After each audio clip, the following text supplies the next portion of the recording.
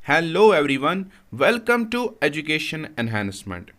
आज के इस सेशन में हम रिसाइकलिंग ऑफ पेपर के बारे में पढ़ने जा रहे हैं।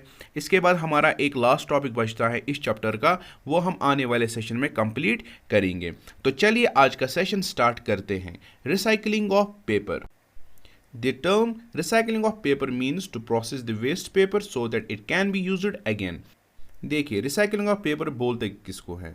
जब हम वेस्ट पेपर को प्रोसेस करके फिर से इसको इस्तेमाल करेंगे तो इसको रिसाइकलिंग ऑफ पेपर बोला जाता है। ये हम रिसाइकल कर सकते हैं फ्रॉम द ओल्ड न्यूज़पेपर, उनको हम रिसाइकल कर सकते हैं, ठीक है। मैगजीन्स, नोटबुक्स, पैकेजिंग मटेरियल, जब हम उनसे पहले इंक रिमूव करेंगे उसके बाद हम इनको फिर दोबारा से इस्तेमाल कर सकते हैं, ठीक है। हमें पेपर को सेव करना चाहिए, इसको हमें रीयूज़ करना चाहिए और रिसाइकल करना चाहिए। इससे क्या होगा? इससे हम बहुत सारे पेड़ों को बचाएंगे। क्योंकि जैसे मैंने आपको बताया है, जब हम डिफॉरेस्टेशन पढ़ रहे थे वहाँ पर मैंने आपको फॉरेस्ट के यूज़ बताए थे कि जो फॉरेस्ट से हमें लकड़ी मिलती है उस लकड़ी से हम पेपर बनाते हैं।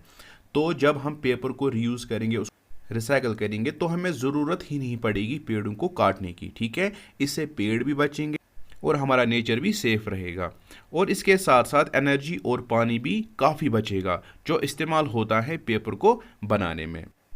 देखिए, जो ये पेपर है ये वुड पल्प से बनता है। जो ये वुड पल्प है ये वुड फाइबर है जिसको कन्वर्ट किया जाता है पल्प में थ्रू केमिकल और मैकेनिकल मीन्स। इसे क्या बनता है? एक तो सॉफ्ट बनता है, वेट बनता है और ये शेपलेस मटेरियल में कन्वर्ट हो जाता है। फिर इसको इस्तेमाल किया जाता है पेपर को बनाने के लिए। अगर हम सिंपल वर्ड्स में कहें तो जो वुड है उसको स्मॉल पीसेस में कन्वर्ट किया जाता है पहले, फिर उसको काफ़ी प्रेस किया जाता है। प्रेस से जो ये वुड है ये काफ़ी सॉफ्ट बनता है, फिर इसको इस्तेमाल किया जाता है पेपर बनाने के लिए। कहा जाता है 17 फुल ग्रोन ट्रीज लगते हैं 1 टन पेपर बनाने के लिए। तो जो ये पेपर मेकिंग है ये डिफॉरेस्टेशन का एक काज बन जाता है। यहाँ पर हमें पेपर को बचाना चाहिए, ठीक है, ताकि हम फॉरेस्ट ट्रीज़ को भी बचा पाएँ। अदरवाइज़ अगर हम डिफॉरेस्टेशन करेंगे, ठीक है, चाहे पेपर को बनाने के लिए क्यों ना, इस डिफॉरेस्टेशन से काफ़ी ज़्यादा नुकसान होते हैं। जैसे जो कार्बन डाइऑक्साइड कंसंट्रेशन हमारे एटमॉस्फेयर में होती हैं वो काफ़ी ज़्यादा बढ़ जाती हैं, ठीक है, जिससे काफ़ी ज़्यादा नुकसान होते हैं। और जब पेड़ ही नहीं रहेंगे तो हमें ऑक्सीजन प्रोवाइड कौन करेगा? दैट मीन्स डिफॉरेस्टेशन से हमारे लाइफ पे भी काफ़ी ज़्यादा इम्पैक्ट पड़ते हैं। अगर हम अमेज़ॉन रेन फॉरेस्ट की बात करें तो उनको लंग्स ऑफ द अर्थ कहा जाता है। वो इसलिए क्योंकि हमारी ज़मीन पे जो टोटल कार्बन डाइऑक्साइड प्रोड्यूस होता है उसमें 25% कार्बन डाइऑक्साइड वही एब्जॉर्ब करता है, ठीक है। और हमारी ज़मीन पे जितना भी ऑक्सीजन प्रोड्यूस होता है उसमें यही अमेज़ॉन रेन फॉरेस्ट्स 6% कंट्रीब्यूट करते हैं through the process of photosynthesis. तो इस हिसाब से जो ये फॉरेस्ट्स हैं ये हमारे लिए काफ़ी बेनिफिशियल होते हैं। तो हमें इन फॉरेस्ट्स को काटना नहीं चाहिए। और हमने कौन सा डिफॉरेस्टेशन भी पढ़ा था, उसमें हमने देखा था कि इस डिफॉरेस्टेशन से क्या क्या नुकसान होते हैं।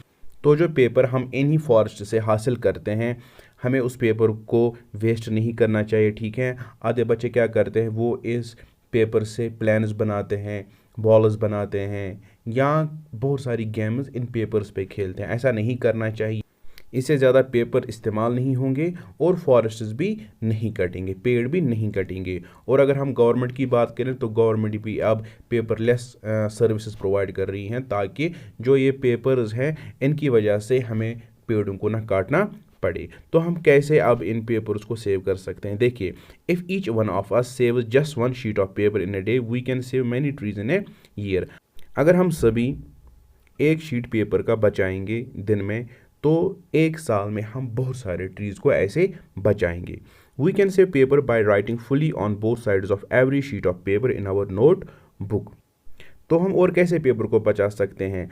जब भी हम पेपर पे लिखेंगे तो हमेशा दोनों साइड से हमें लिखना चाहिए। ऐसा नहीं करना है कि हम एक पेपर लेंगे उसके एक साइड पे लिखेंगे और फिर दूसरा पेपर लेंगे, ठीक है। तो जब कम पेपर इस्तेमाल किया जाएगा तो जाहिर सी बात है कम पेड़ों को भी काटा जाएगा। We can also save paper by using chalk and slate for doing rough work. जब हमें रफ वर्क करना हो तो हमें चाक और स्लेट इस्तेमाल करके वो रफ वर्क करनी चाहिए, क्योंकि हमें पता है कि जब हम रफ वर्क करते हैं तो ज़्यादा से ज़्यादा पेपर इस्तेमाल होता है। तो बेहतर रहेगा अगर हम रफ वर्क करेंगे by using chalk and slate. तो चलिए आज का सेशन यहीं तक था। अब हम मिलते हैं नेक्स्ट सेशन में। Till then take care.